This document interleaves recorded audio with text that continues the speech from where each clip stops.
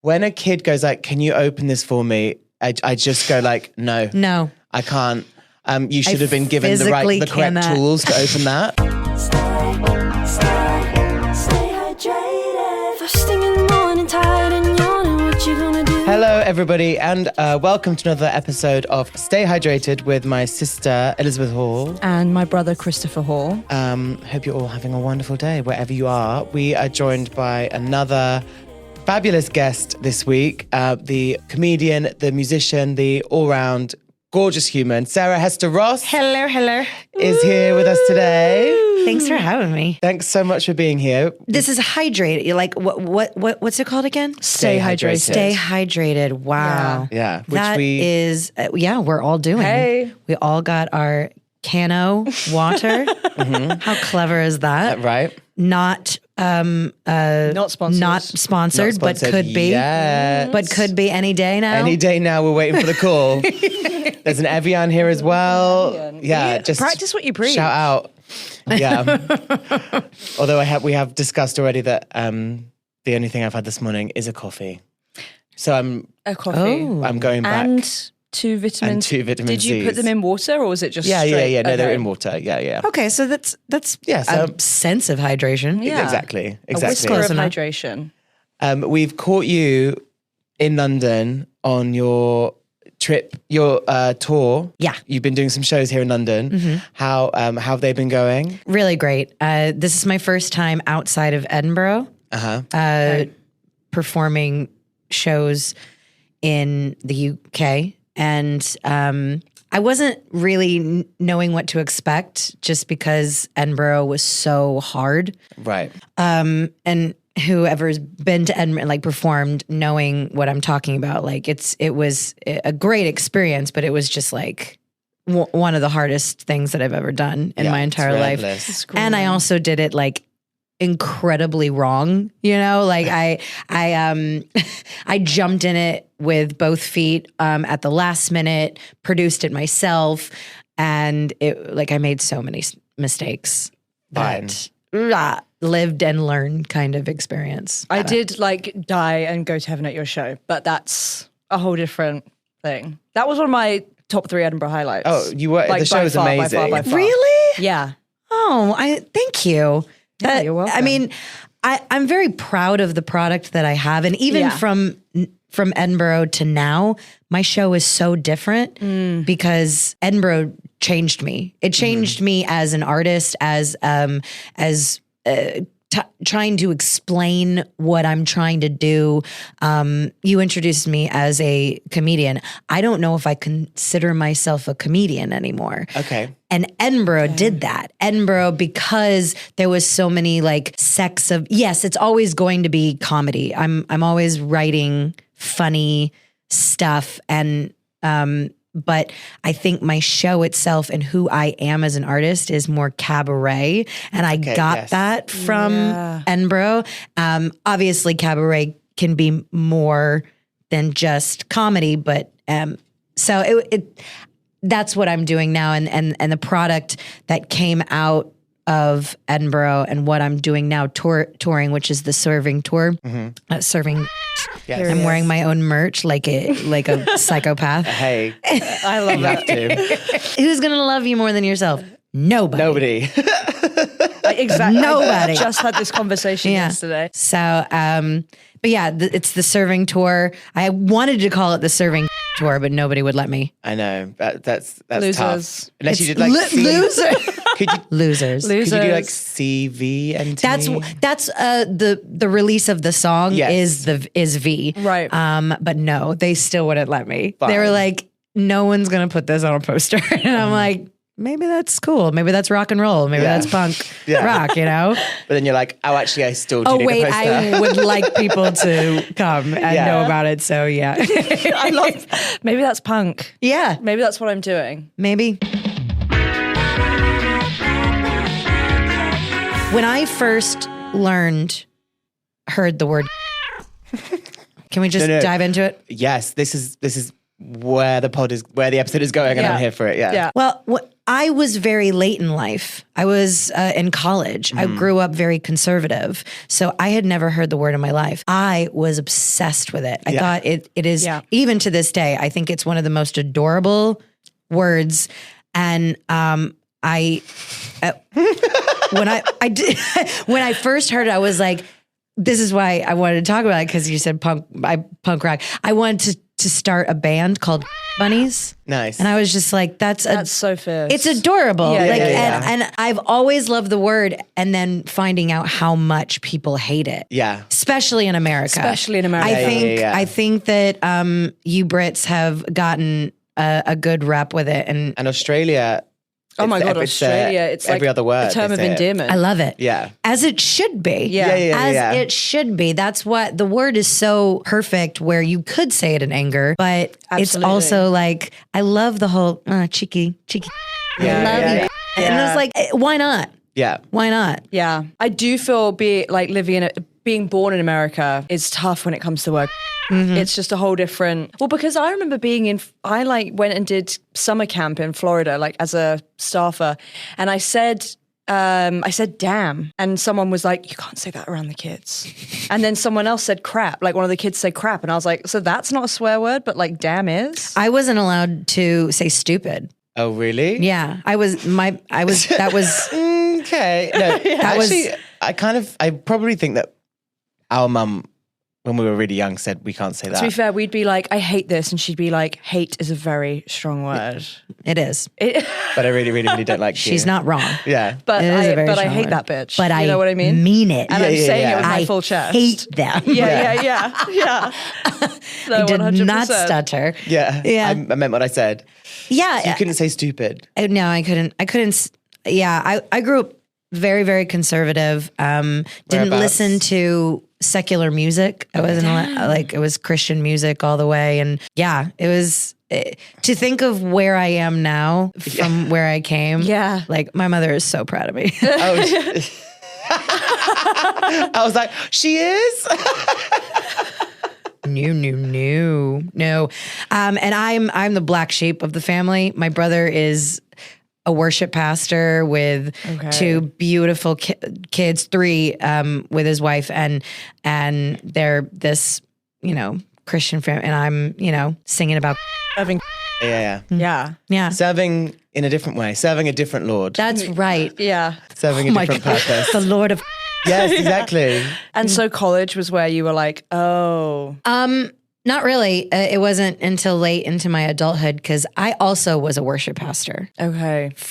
I went to school for leading worship. I have a minor in Old Testament. Wow. Yeah. All of the best singers I know were worship. Grew up in church. Yeah. They do say that. They say like it has something to do like with the soul. When you start in church, you learn from a very young age singing soulfully and like stuff like that. But what I think is funny about it is the soul can also be easily manipulated. Yeah. And that's the funny part to me. I'm trying to figure out how to write a song like explaining how manipulative Christian music is to make you think you're feeling God when really it's just drums. Yeah, it's just no, but that is so real. It's just drums. Do you remember that TikTok song a while ago? And it was that worship thing. It's music. Yeah, it's good. It's just a great pop song. I can relate. It can feel with good. Charlie. Yes, but that doesn't mean it's the creator of all the universe Yeah. in the middle of your, 17-person worship service. Yeah. Like, not saying that it can't happen. Who am I? Exactly. What do I know? You might be in this room now. But I mean, why the fuck not? Feels good.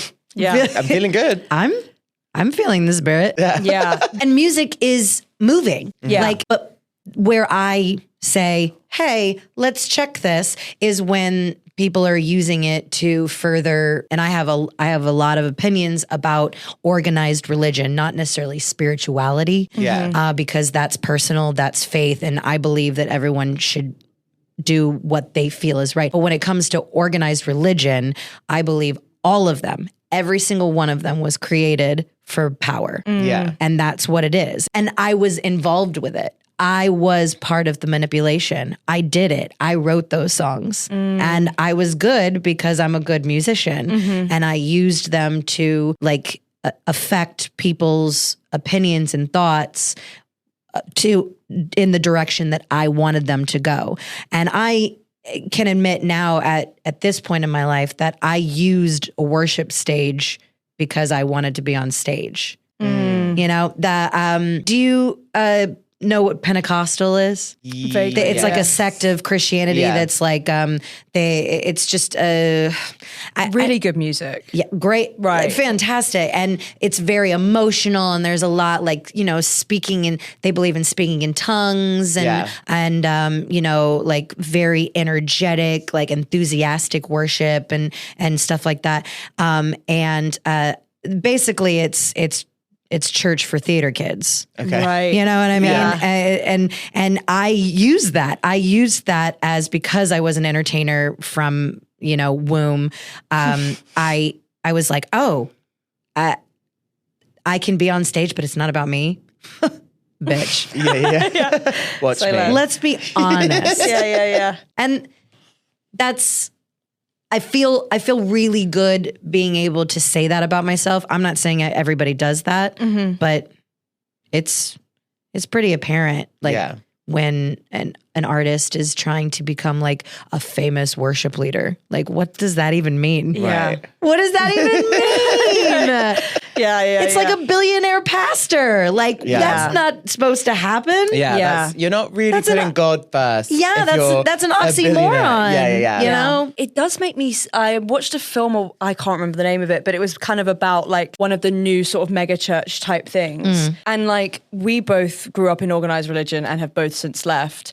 But the idea of I can preach about Jesus and I can preach about God and then I can say like, is it tithe? Like when you give like money. tithing. Give it to me. And then like I'll fly in on my fucking private jet and Can you believe it? give you like a 30-minute thing and then get strapped up and fly out to the back. You know, it's just like, I don't know, it's just like the oxymoron of like, well, that, you know, just like two things juxtaposed. It's like, I do think if there is a God, you know, it is about like private connection, doing the right thing, speaking to him if you feel inclined. Like, and I do think a lot about like an afterlife. And I do think there's like, well, I like to think there's like somewhere our souls go and stuff, but I go like, but I don't think I'm going to get in because I gave 30% of my salary. No, because ultimately, and forgive me of my listeners, because I know that this is a very sensitive subject. I mean, people spend their entire lives being, you know, and I say this all the time, groomed into religion from birth. And you have very little say about it up until the point of your, you know, adulthood. And then it's already so ingrained in you, it's hard to unlearn that. They call that deconstruction of the idea. And it's so hard to do. I'm still doing it. I haven't believed in what I was taught for years, over a decade. And I still struggle with like, oh, maybe I shouldn't do that because of like, wait, I don't believe that anymore. Yeah. Why is that still in my brain? It's still in my brain because I learned it as a child and it's in me. Yeah. And that's what that they meant to do it. Yeah. That was the point. That was the purpose. Yeah. So yeah, it's just, it's a very sensitive subject, but I think it's so important to talk about. Oh, I just watched the show the other day. The movie about the Vatican. Oh, Did you see that movie? Yes. Conclave, is that what it's Conclave. called? Conclave. And they quote, I wrote it down because I'm like, that's so beautiful. I went to an Oscar party and so the only film I'd literally seen was Wicked. I didn't see any of them either. Wicked was the only one I saw. But Conclave looked great from all the clips. I was like, maybe I'll watch this one. I watched it on the plane. Okay, so, nice. you know, it wasn't like I was didn't I was trapped. Yeah. So I had little, but okay. Certainty is the great enemy of unity. Certainty is the deadly unity of tolerance. That blew my mind because if you think about it, it's just like once you are so sure, you're no doubt, it divides you from other people and what they believe and it's how do you have tolerance when your opinion is the only one? When you're talking to someone and it's like, nah, you're wrong, I'm right. Yeah. Right. You know? How does that encourage empathy or understanding or community for that matter? Yeah. Which is ultimately what all religions are striving for is to gain a sense of community. And what's so frustrating is that so much of, writings from every religion is empathetic and kind and unifying with statements like that. Yeah. And then it's a shame that everything have to gets be kind like, of everything gets kind of shuffled around in these modern times to like divide people. Yeah. I kind of only know it from like a Catholic lens point, really. But like, I genuinely, even though like our mum is very Catholic, growing up, whenever I had conversations with her, she was always like, I think church is important for it's an hour to meditate. And like, and she kind of always used to say like, to me, I think ultimately like Jesus isn't going to turn a good person away from the gates. If there's a tribe somewhere that like in a rainforest that hasn't ever heard of Jesus, I don't think they're going to be turned away if they were good people, which is actually pretty forward thinking for like, it is. Yeah. Someone who is very Catholic. But I mean, I think you're right. Like, Jesus going in and like, what does he like wrecks the they're like selling stuff in the temple and he like knocks it over. Yes. Yeah. Goes and hangs out with like Mary Magdalene, like that hoe, like He was hanging out with the hoes. Absolutely. Hanging out with the hoes, hanging out with like, he like does something with the tax collector. Yeah, and just the outcasts. The outcasts and the less fortunate. And And actually, like, if you can take that from religion, then so much good can come from it. But if you can't. I agree. I think that there is good that can come from it. And it does. It does. But the reason why I'm so passionately like, nah. Is because the basis of it, the bottom line is you're wrong, I'm right. And why? Yeah. Why does that matter? Why does it matter to be right? Yeah. When at the end of the day, none of us know. Exactly. None of us. No one you can know. believe, you can have your faith, you can have it, but why does that make you better? Yeah. Or more informed than anyone else when there's so many religions all over the world? How do we know that? How can you be so sure yours that you're is the right? right one? Yeah. The arrogance. Yeah. The arrogant. And I was in it. I think there's a God. I think there's a creator. I'm not sure if it's because it was ingrained in me. I don't know if I could ever get rid of that altogether, Yeah. I don't know if it's possible. I remember when I like realized I was gay, I was like, okay, so religion can't be, like God can't be real. And that's so sad. And I literally, probably like 3 years ago, was like thinking and I was like, to be honest, if the church had been cool with gay people, I'd probably still would be have gone, Catholic. Yeah. Yeah. I honestly probably would have gone like, oh fuck, like I'm gay. All right. Yeah. And just like still gone because ultimately, I like do like believe in like psychic. I'm kind of like, and I have seen things where I go like, oh, people are connecting to another side. I'm sure of it, whether or not it's just like really good editing, but you know what I mean? There's always a chance. Long Island Medium. That's Yeah. I'm like, I've there's the Long Island Medium. This show. But it changed my life. I watched this TV show about ghosts and I'm like, Low-key, whoa. Tyler Henry, honestly. I've seen ghosts. But it could have been editing. but it was Casper. But but I remember having that thought and I was like, God, that's so sad.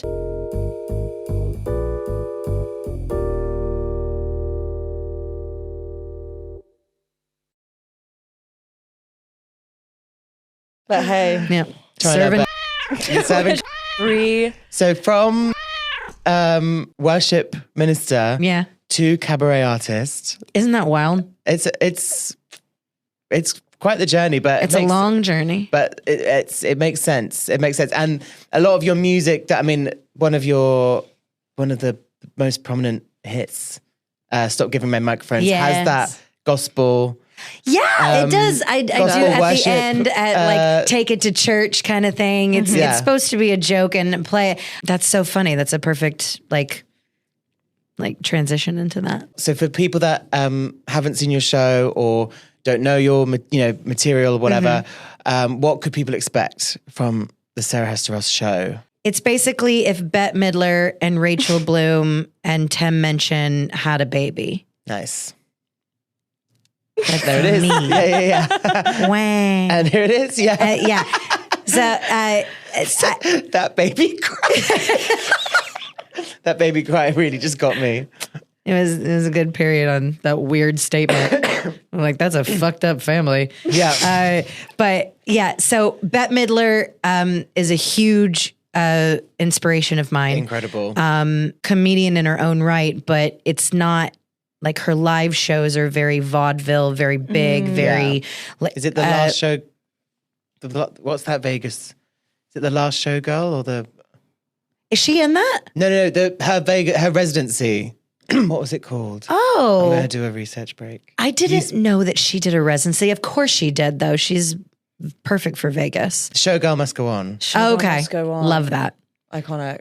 But yeah, so her show is very shticky, but it's music driven. And then Rachel Bloom with Crazy Ex-Girlfriend in the serious topics but putting them in a fun, quirky, musical way. And then obviously Tim Minchin being a pianist and musician. Mm-hmm. Like his musicality is top tier. And yet, he's singing about eating cheese. That is what I ultimately want to do. So I want the shtick of Bette Midler with I change costumes like 4 or 5 times. I love to overdo that. I sing specifically. I have songs about abortion. I talk about women's health, women's rights. I talk about, men are trash. So, and I feel like it's less political and more like, don't do this, but uplifting women as much as I can because, in the society that we're in, it's just women don't get that too often. So I do feel like it's less I hate men and more like I love women. Yeah. I think also the I hate men is fine. Yeah. No, it's super trendy. That'd be cool too. Yeah, but I love women is we love. Yeah. Oh wait, there's plenty of that in there. Yeah. Don't worry about it. But I was also like, stop giving men microphones. I know, right? I really should have just left you two to it. I know. Hey, Chris isn't here today for obvious reasons. But yeah, I remember watching your show and also your videos. I think what something you do amazingly is just putting it really simply. Like, I don't want to have babies, when you're kind of like, I respect you having a baby. I don't want to clean up shit off the wall. Yeah. I don't want to ask, why is this wet? I think that is the funniest fucking line, by the way. Yeah. In like, I don't want to ask for the next 10 years or something, like, why is this wet? Why is this wet? And that is... And literally fuck that. All they say. Because we both worked in a kids' summer camp when we were when we were like 18. Okay. Yeah. And I remember Chris coming home and being like, I hate lunchtime. Why would a parent give their kid yogurt? Unlock something. Did that just bring up trauma? Oh no! I see it in your eyes. You're like, I will I've worked with been around taught children dancing all ages. Yeah, worked in this summer camp and enjoy pastoral care. That's fun. Yeah. I'm quite good at it. But the collective smell of 40 people eating lunch. Oof. 40 children when they go, because each lunchbox has a smell of food, even if it's not particularly dirty. It's not like an egg salad. It's just anything, a lunchbox will smell of food. Mm-hmm. When 40 lunchboxes open at the same time, I go into like a psychosis. I am like, what the fuck just happened? It's so gross. And then smells like plastic wrap, like saran wrap. I think it's the Velcro. It's Velcro reeks, especially when it just gets like the food particles in it. It's like, and it's almost impossible to clean out. So you're just like, I have worse problems. Yeah. I can't I can't pee alone. Yeah. So I'm just gonna let that be. Yeah. But then yogurt. In America, do you have like the squeezy like yogurt? Yeah. When a kid goes like, "Can you open this for me?" I just go like, "No, I can't." You should have been given the correct tools to open that. Like, you should have been sent here with the correct tools. And then like sometimes like they'd have half of it and then be like, "Can you take this away from me?" And I'd be like, "No, like I can't take that like yogurty packet away from you." And my least favorite thing was if a child had a tub of yogurt, like a carton, they'd take the lid off and then somehow they'd always manage to stick it yogurt side down on the floor on the table. Ooh. And then be like, "Chris, can you get this yogurt lid for me?" And I'd have to say, no. That is something that you're going to have to walk alone. And I'm going to be there at the other side. I'm going to be there at the bin, praising you for encouraging you, and look at you, and I'll say, "Look at you, well done. Look what you've done. Look at what you've overcome." For me, I'm not going to be able to clear up your yogurt for you. It's just not something I can do. I can't be there, but I will be there at the end. Yeah, and we can play. We can hang out at the end.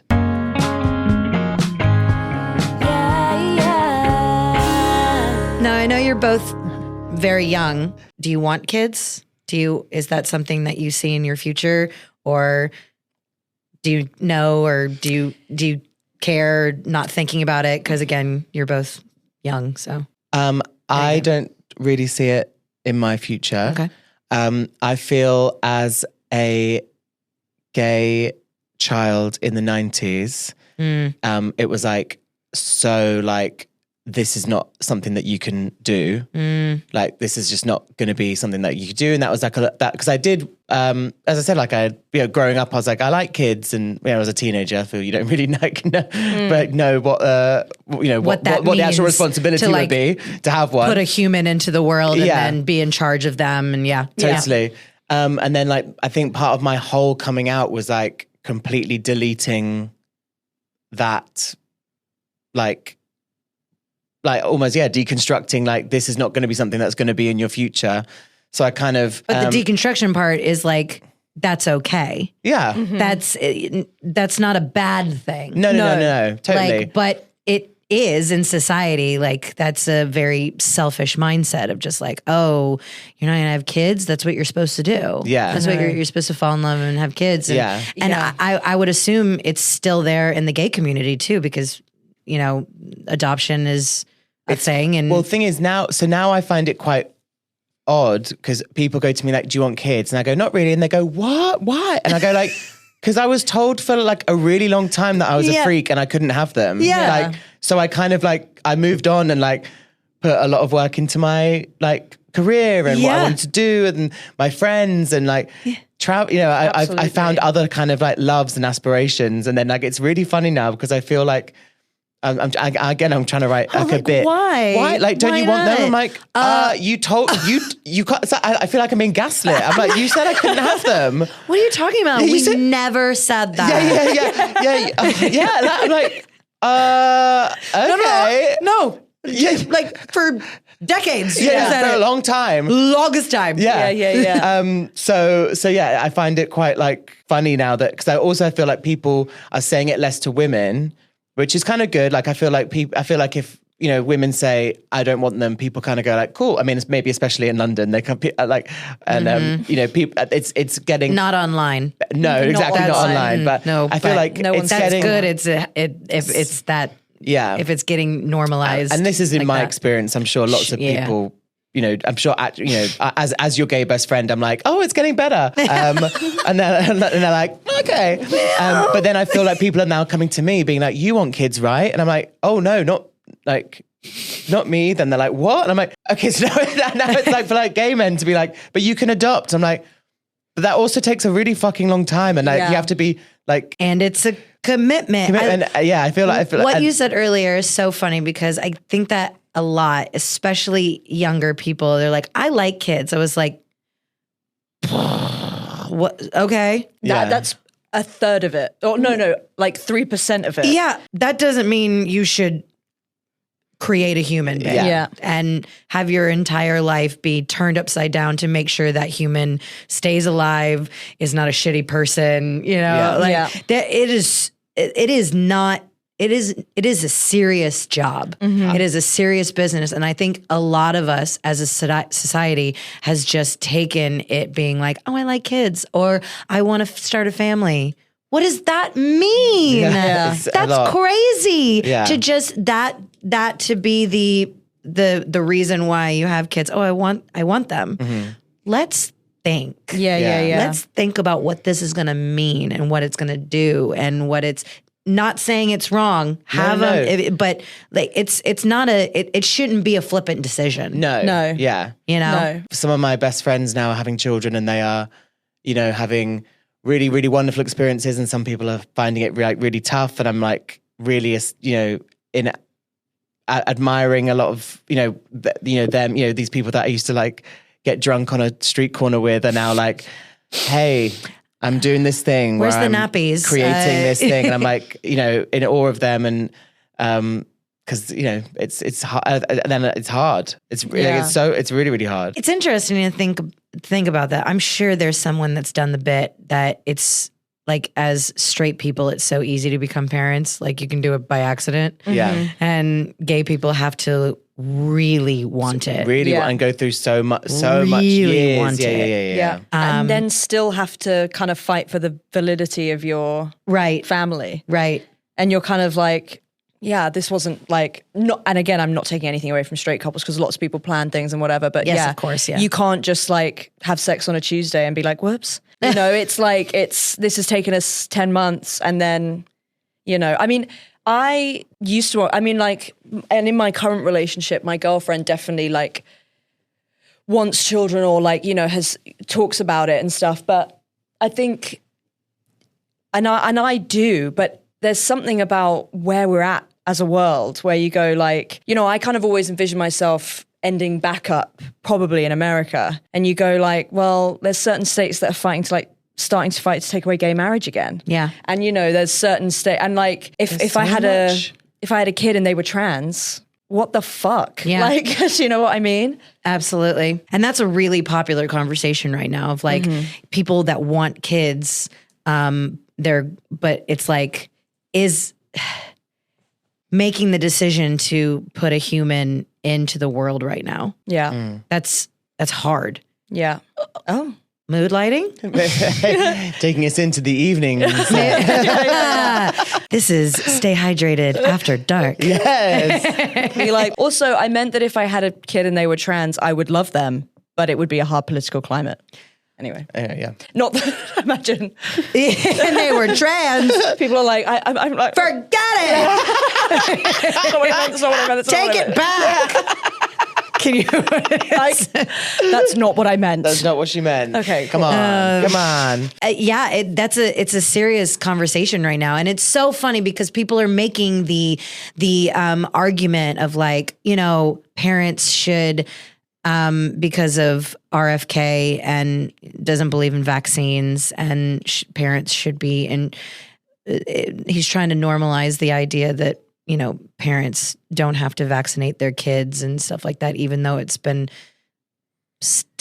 proven. There's like so much other stuff over that you and over again that it's good. I'm not saying just take it without doing research and having your beliefs and thoughts and study, make your decision, but don't just do it because you think that there's like gay in it, you know? Right. Come on. Like, no, the fucking meningitis vaccine doesn't turn you gay because there's not that many gay people. Right. in the world. Like, Yeah, it's like trans women in sport. They're and it's so like 6 of them. obsessed with trans women right now. Yeah. And I it's so disgusting. And that meme that like Trump has more sexual allegations than It's there just- are trans people Yeah. in sports. Yeah. You know what I mean? And it's Yeah, just yeah, like, yeah. can we all calm down? They're like a 0.6% of our population. Yeah. They're not Yeah. out to leave get it, us. No. Leave it alone. It's Leave them alone. wild. We did it with gay people for so long, and Yeah. it's still happening, obviously, but Yeah. it's more normalized. And now it's trans people Yeah. because they don't understand it, and Yeah. so it has to be bad. Yeah. If they don't understand it, it's devil. It's utter bullshit. Well, in this house, trans people exist and are visible and loved. And the church 100%. says, "Amen." The church in this room Yeah. says amen. Yes. Period. Love. Agreed. I could not have. I don't think I could have predicted This the is where we were going to go. just where we were going to go this morning. But it's been amazing. From such a serving to organized religion to deconstruction, deconstruction Trans to trans politics. rights. I love it. Yeah, we love you. Thank you so much for being here. I love you guys too. Thanks for having me. And I'm so glad we caught you. You're literally in the UK for only a few days. But Yeah, we, less than 24 hours now. yeah. Oh my God. Where can people find you online? And yeah, let us know. Yeah, I'm everywhere is at Sarah Hester Ross, 2 H's, 2 R's. Yeah, Instagram, TikTok, YouTube, Facebook, everything. I guess. Hey, cover all bases. We're trying. We got to do what we got to do, I guess. Exactly. But yeah, find me. Go find her. She's an incredible musician, cabaret artist. Oh, super funny. I also have a comedy special on Amazon Prime. Love. And Period. if you're a member, you can watch that for free. It's called Don't Mess with a Redhead. Ever. I'm very proud of it. I released it a year ago, and I'm going to try to do another PR push for the anniversary because, you know, Amazing. why not? Yeah, I love when that. will What else I that gotta be? do? When's the anniversary? The 20s something of April. Okay, fun. Yeah, Beautiful. it'll be then. Amazing. So check that out. Yeah. Well, go check her out. Go find her. Thank you so much for listening. Thanks for being here, Sarah. And thanks for being here, Elizabeth. Love No you. problem. Just remember, Chris, Sarah, please stay Stay hydrated. hydrated. Just before bed is good for your head. What you gonna do? Stay hydrated. Stay hydrated.